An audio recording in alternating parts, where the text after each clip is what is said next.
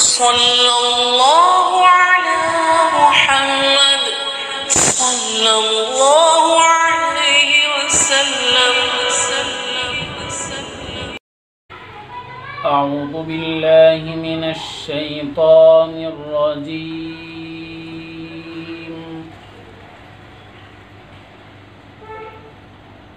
बिस्मिल्लाहिर रहमानिर रहीम।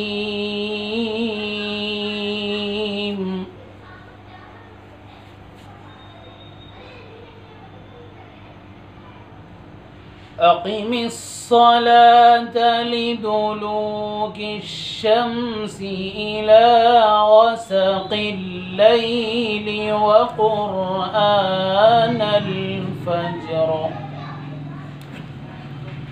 इन्न क़ुरआनल फ़ज्रि कान मशहूदा।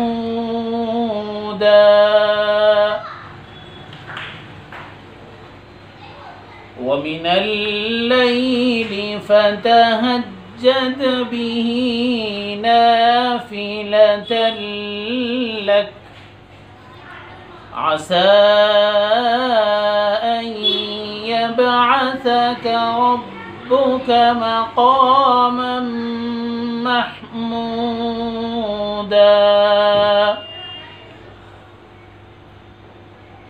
वक़ुल रब्बि अदखिलनी मुदखल सिद्क़िन व अख़रिजनी मुख़रज सिद्क़िन वजअल ली मिन लदुनक सुल्तानन नसीरा।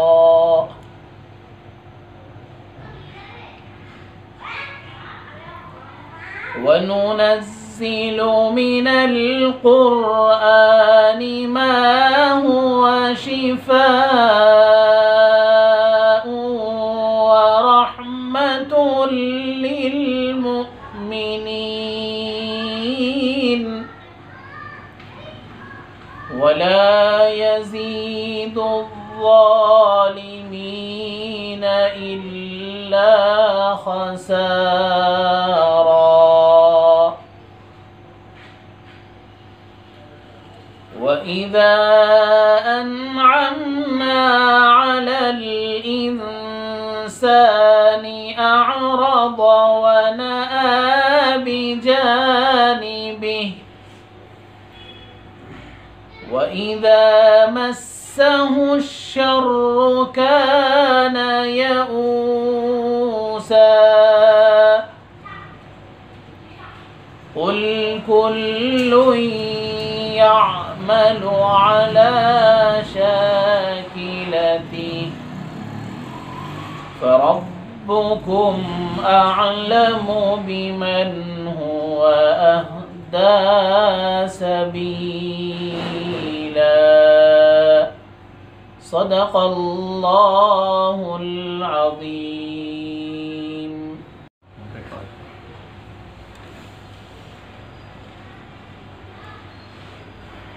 बिस्मिल्लाहिर्रहमानिर्रहीम।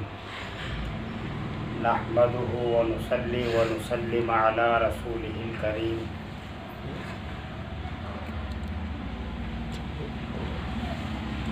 अम्मा बाद। अल्लाहुम्मा सल्लि अला सय्यिदिना व मौलाना मुहम्मद व अला आलिहि व सहबिहि व बारिक व सल्लिम कमा तुहिब्बु व तर्ज़ा अददा मा तुहिब्बु व तर्ज़ा। वाजिबुल एहतराम बुज़ुर्गों, दीनी भाइयों,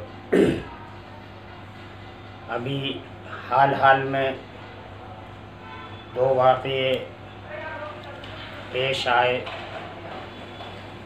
जिसमें एक वाक़ये का तो मैं ज़िक्र करना नहीं चाहता, लेकिन एक मजबूरी है जिसकी वजह से ये बात मुझे कहनी पड़ रही है। आपने सुना होगा एक मलऊन शख्स कुछ महीनों से सुर्खियों में है, वसीम रिज़वी नाम का,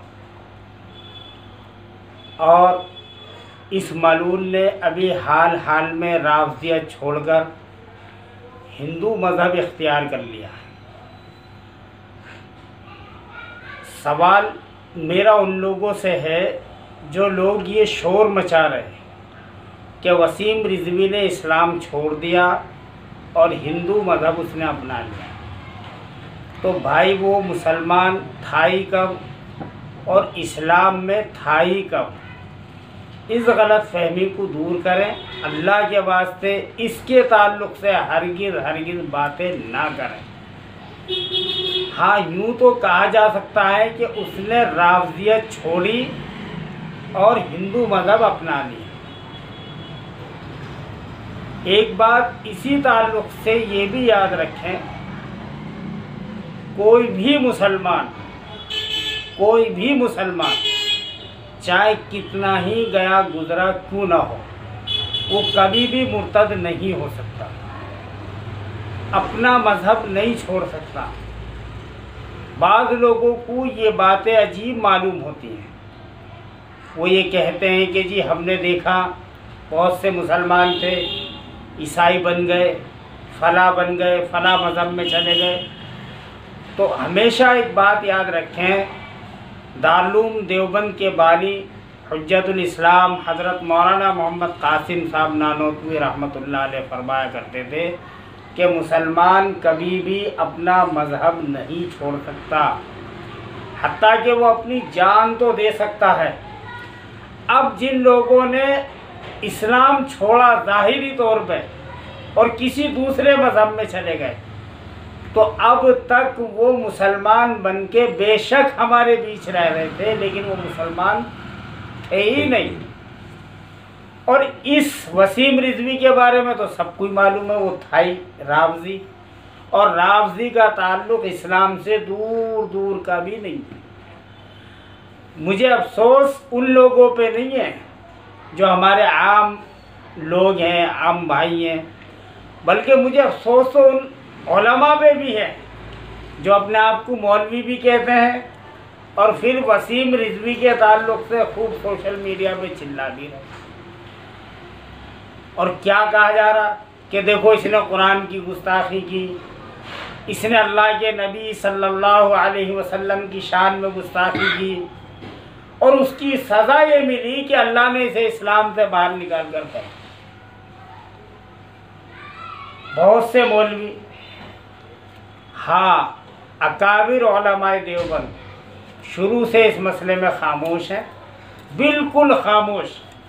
दूसरे लोग बोले और खूब चिल्लाए। बाद लोगों ने ये भी कहा कि इतना बड़ा मसला हो गया और उलमाए देवबंद खामोश है, कोई बोल ही नहीं रहा।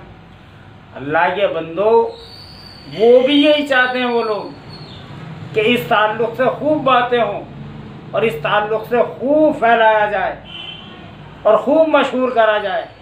आज हम लोगों के अंदर सबसे बड़ी कमी यह है कि हम उनकी बदमाशी और अय्यारी को नहीं जान पाते और ना समझी में उन बातों को खूब चलाते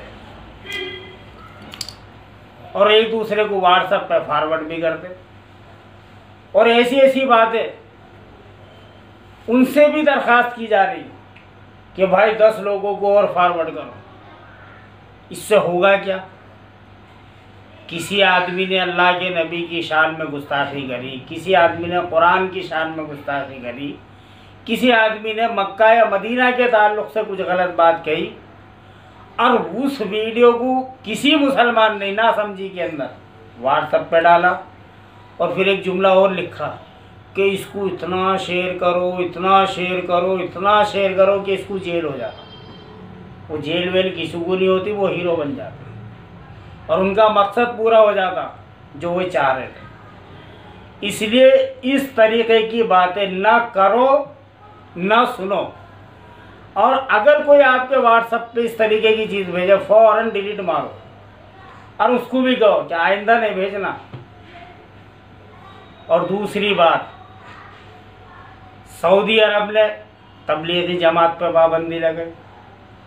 देखो, इस ताल्लुक़ से एक बात याद रखो, सऊदी अरब के अंदर 1980 से पाबंदी लगी हुई है तबलीगी जमात, 40 साल से। ये कोई नई बात नहीं है। अलबत्ता कुछ शरारत अब हुई है और उन्होंने इस शरारत के चलते चार इल्ज़ाम तबलीगी जमात पर लगा। और भाई बाद लोग ये कह रहे कि भाई तबलीगी जमात पे जितने इल्ज़ाम लगाए वो सब झूठ। बाद लोग कह रहे जितने इल्ज़ाम लगाए वो सब सही। तो जो सही कह रहे वो भी गलती पे है, जो झूठ कह रहे वो भी गलती पे है। याद रखो, हम अपने अपने अपने करते करते कब तक गलतियों पे पर्दा डालेंगे। और घर के बच्चों के बिगड़ने की वजह यही तो होती है। बच्चा गलती करता, माँ बाप उसकी गलतियों पर पर्दा डालते, दूसरे लोग शिकायत कर रहे आगे, आपका बच्चा ये कर रहा, आपका बच्चा वो कर रहा, लेकिन माँ बाप उसके ऊपर पर्दा डालते जा रहे। तो चार इल्ज़ाम जो उन्होंने लगाए हैं उनमें दो सच्चे हैं और दो झूठे हैं। उन्होंने सबसे पहला इल्ज़ाम ये लगाया कि तबलीगी जमात के लोग कब्र परस्त होते हैं। ये सरासर इल्ज़ाम है और बेबुनियाद, इसमें कोई सच्चाई नहीं है। बल्कि सच्चाई ये है कि लाखों और करोड़ों कब्र परस्तों को तबलीग जमात वाले कब्र परस्ती से निकाल के बांध दिया है। सच्चाई ये है, लाखों करोड़ों लोगों ने कब्र परस्ती छोड़ दी इस तबलीग जमात की मेहनत के दौरान और उनको तौहीद परस्त बनाया। लेकिन वो तौहीद परस्त ऐसा कि उसके अंदर गुलू बहुत हो गया। अल्लाह ही करने वाला, अल्लाह ही से सब कुछ होता, अल्लाह ही खिलाने वाला, अल्लाह। भाई इस बात का इनकार किस मुसलमान को है? लेकिन असबाब का इनकार हो गया। असबाब कोई चीज़ ही नहीं है। तो उलमा ने कहा ये गुलू है, ये तवक्कल नहीं, गुलू है। समझ गए? भाई आप खुदा न खास्ता बीमार हो गए, अल्लाह ने दी है बीमारी, अल्लाह ही ठीक करेगा, डॉक्टर के जाने की ज़रूरत ही नहीं। क्यों जा रहे हैं आप डॉक्टर के? ये गुलू है, ये तवक्कल नहीं है। और दूसरी ज़बान में इसे कहो बेवकूफ़ी है। तो तौहीद परस्त तो बने लेकिन उसमें हदें पार कर दी। बहरहाल कब्र परस्त नहीं तबलीगी जमात के लोग। दूसरा इल्ज़ाम कि ये दहशतगर्द हैं, दहशतगर्दी को प्रमोट करते, दहशतगर्दी को बढ़ावा देते हैं। ये भी झूठा इल्ज़ाम। तबलीग जमात वालों से ज़्यादा अमन पसंद कोई हो ही नहीं सकता। इनसे ज़्यादा प्यार मोहब्बत वाला कोई हो ही नहीं सकता। और आप ये भी याद रखें, इस वक्त दुनिया के अंदर जिहाद को दहशतगर्दी कहा जाता है और उस चीज़ से उनका कोई ताल्लुक़ है ही नहीं, दूर से दूर तक ताल्लुक़ नहीं। बल्कि अभी दिल्ली के अंदर गुज़िश्ता साल एक फसाद हुआ। तबलीगी जमात के 20-25 साथी एक ऐसी जगह फंसे जहाँ से 10-12 लड़के गैर मुस्लिमों के, और पूरे 20-25 साथियों को उन्होंने पीटा। लेकिन इन अल्लाह के बंदों का हाथ नहीं उठा। बताओ इनसे ज़्यादा अमन वाला कौन होगा दुनिया के अंदर, जो तादाद में अपने से कम लोगों को भी नहीं पीट सकते, अपनी जान बचाने के लिए भी नहीं पीट सकते। तो इनसे ज़्यादा अमन वाला कौन होगा? और भागे पिट के वहाँ से 20-25 साथी 10-12 लड़कों तक। तो ये भी झूठ है इल्ज़ाम। और तीसरा इल्ज़ाम उनका यह है कि ये बिदअत को फैला रहे, बिदअत ही है। और भाई ये बात कहीं ना कहीं सच्ची है। और जो इसका इनकार करे या तो वो नासमझ है या वो जानबूझ के पर्दा डालना। देखो बिदअत है क्या चीज़, बिदअत है क्या चीज़? हमारे आमिर भाई हैं, 2 पारे रोज़ाना पढ़ने की आदत है। अच्छी बात है। मुझे आधा पारा पढ़ने की आदत है, मैं नहीं पढ़ सकता 2 पारे। अब आमिर भाई कह रहे भाई ये शादाब भाई तिलावत ही नहीं करते, इनकी तिलावतें कबूल नहीं है। तिलावत उसको माना जाएगा जो 2 पारे रोज़ाना पढ़े। भाई आप 2 बारे पढ़ रहे, आपको 2 बारों का सवाब मिलेगा, मैं आधा पढ़ रहा हूँ, मुझे आधे का मिलेगा। लेकिन आपके लिए तिलावत ही नहीं है। तिलावत उसको बोलते हैं जो 2 बारे रोजाना पढ़ेगा, ये बिदअत है। आप कौन होते हैं भाई तय करने वाले? अल्लाह ने किसी को 3 बारे पढ़ने की हिम्मत दी है, किसी को आधा बारा पढ़ने की हिम्मत दी है, किसी को पाव बारा पढ़ने की हिम्मत दी है। आप कौन होते? तो आप ये एक मिसाल देके मैं बात समझाना चाहता।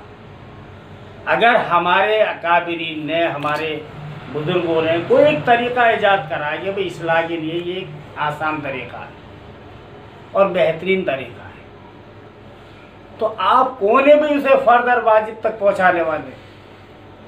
नहीं जी, लाजमी है, करना है।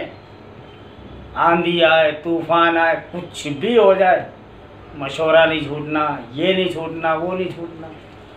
बाद जगह ऐसा भी हुआ, कुरान पाक की तफसीर हो रही और उसके बाद लोग फिर अपनी किताब लेके बैठ रहे।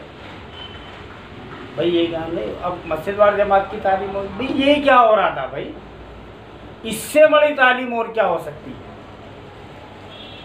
कुरान पाक की तफसीर हो गई, मशवरा डेली करना, भाई अल्लाह के नबी से साबित नहीं रोजाना मशवरा करना। कहाँ है बोलो? कोई अहम काम पेश आया, अल्लाह के नबी ने साहबा को बुलाया, मशवरा कर लिया, अमल कर लिया। तो लाजिम कर लेना किसी ऐसी चीज को जिसे सिर्फ फायदे के लिए बनाया, ईजाद करा, तो ये बात तो है। तो अब जो उलमा उनकी मोहब्बत में अंधे हो गए, नहीं सऊदी अरब बिल्कुल झूठ बोलना, नहीं आधा झूठ आधा सच,